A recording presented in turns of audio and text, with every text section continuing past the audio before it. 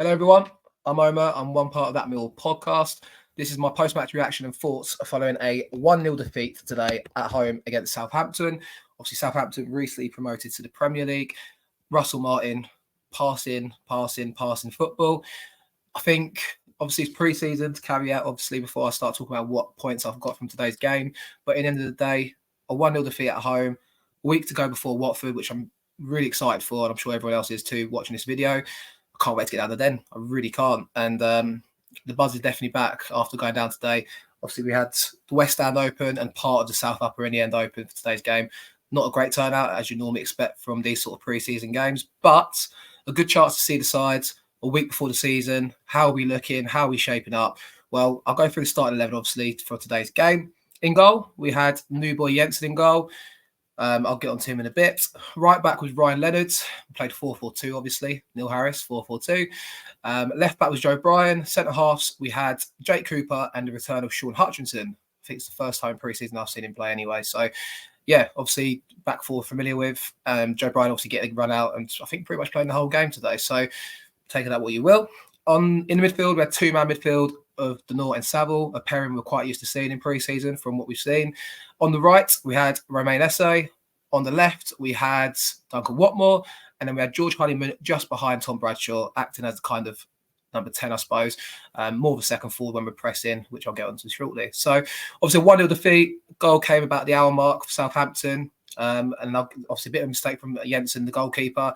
Ball came in from our left-hand side as we're defending it. They're right. He comes for it, kind of flaps at the ball, and it goes over him. And Adam Armstrong, of all people, of course, scores the goal for them and smashes it into an empty net. I think Jensen will be disappointed. I mean, I'll talk about his performance just now. I thought he was quite good from what I've seen of him. It was only the first time I've got to see him in pre-season. I watched Liam Roberts last week out in Murcia, who was quite handy, I thought, at times. But Jensen was, asked of a few things. And basically, aside from that goal and that mistake, he dealt with most things, really. He made a smart save in the first half, palming it out to the right. What you asked for from a goalkeeper, really. Claimed the ball on occasion, was asked to do a few things, up close and personal, and I thought handled the occasion quite well. It's pre-season. Obviously, it's all about, getting minutes in the tank, as it is for most of these players. But I thought from what I saw of him, aside from the goal, it was one of those curses where you turn to your mate and go, he looks quite good from what we've seen, but then he makes the mistake. Look, if you want to make a mistake, Jensen, get out of the way in pre-season. And I'm not too worried about him. I think, it's only a pre-season game, like we say, but obviously he looks like he's trying to impress, came out for the cross and kind of palmed at it.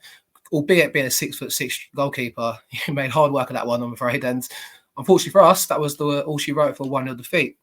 Other talking points from the game, the first half, not really much to write home about from our point of view. I thought Duncan Watmore looked quite bright on the left-hand side. Good to see him get some minutes.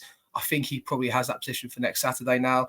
I think on one occasion, got down the left-hand side, stuck it into the back post, and Romain Esse had a half chance, which forced a smart save out of McCarthy, but it was quite straight at him, to be honest. So, look, what you expect from pre-season, you're looking to see patterns of play.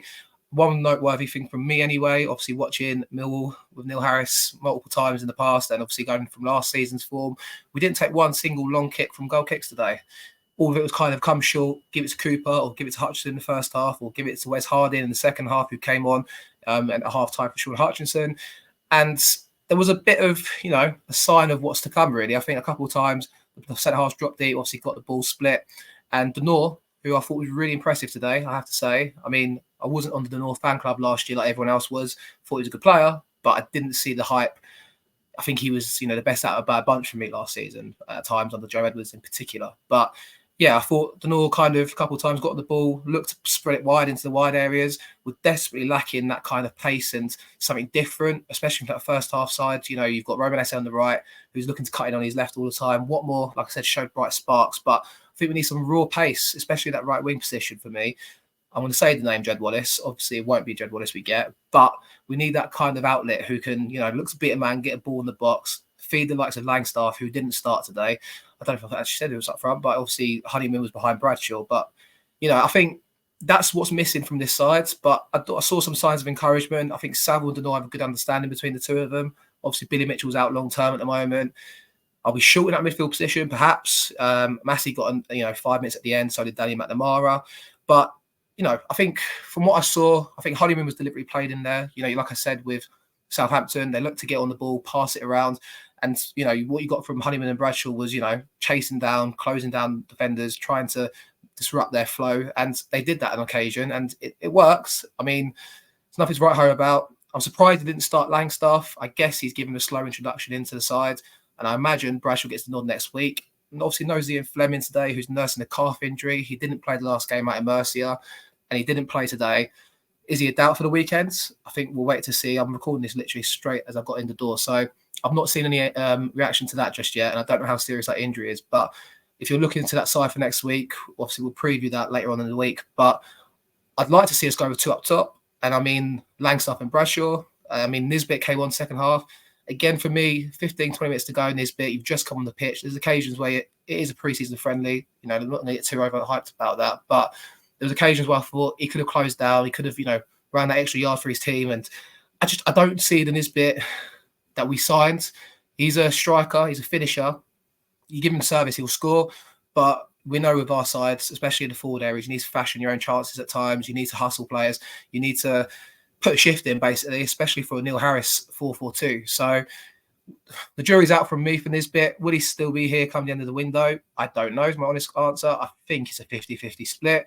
But regardless, you've got Bradshaw, Nisbet, Langstaff, Omarku, who came on second half down the left-hand side, who at times obviously showed his true raw pace.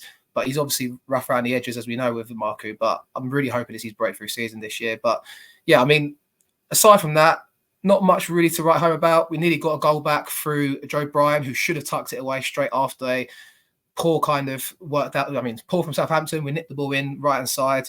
SA links up with Bradshaw, gets back to SA near the touchline by the corner flag, swings it to the back post. Bryan's made the run away from left back. Should put his foot through it, tried to be smart and tried to aim it for the bottom left corner. Unfortunately, he skiffed it and it went out for a goal kick. So, look, not much to shout about from our point of view. I'm normally quite glass half full anyway. I was encouraged by what I saw at times. I do expect and hope that there'll be some changes ahead of the Saturday. I don't think it's the typical play your best 11 before the last game of pre-season, before the first game. So, overall, I'm content. I think Watford is a game that we should be hoping to win. Time will tell. Obviously, Neil Harris is, going to be eager to continue that kind of den fortress that he had from last season. Obviously, we've got the whole, occasion for it, really. And I think it is set up for us to hopefully get a result. We desperately need quality in them wide areas. I think Omarku might maybe get a nod. I hope he does. I think Honeyman's done himself, good favours there to get his chance on Saturday as well. And then we'll go from there, really. I can't wait for the season to start. What's your thoughts after today's game? Be sure to leave a comment and obviously subscribe if you're new around here. And yeah, roll on the new season. Comedy Lines.